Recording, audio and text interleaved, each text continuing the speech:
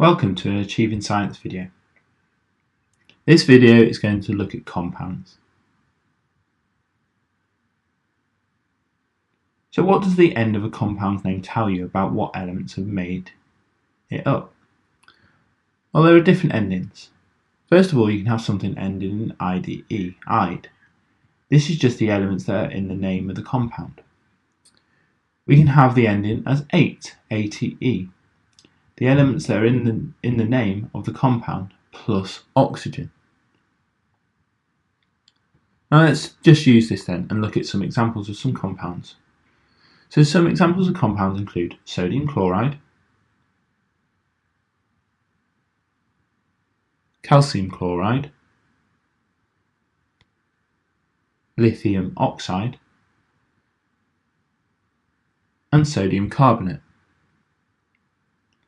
So within sodium chloride we've got sodium and we've got chlorine because it ends with ide. So the names of the elements are clear. Calcium chloride would also be the same. Calcium at the beginning and chlorine at the end. Lithium oxide would be lithium and oxygen. The final one is slightly trickier because it's an 8. Therefore we've got sodium, clear, carbon, but the 8 means there is a hidden oxygen.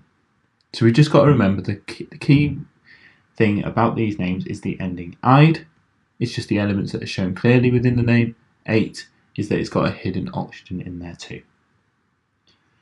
Some compounds though are not as easy. So water, ammonia and sulfuric acid are 3 examples that we need to know.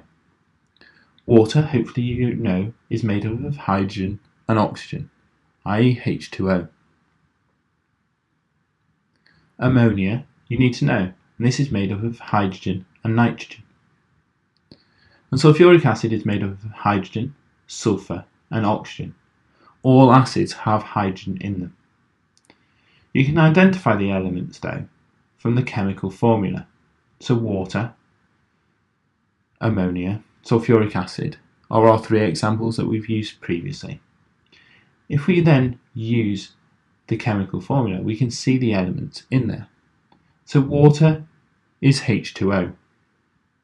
So therefore it contains hydrogen and oxygen. Ammonia's chemical formula is NH3, so nitrogen and hydrogen. And sulfuric's formula is H2SO4.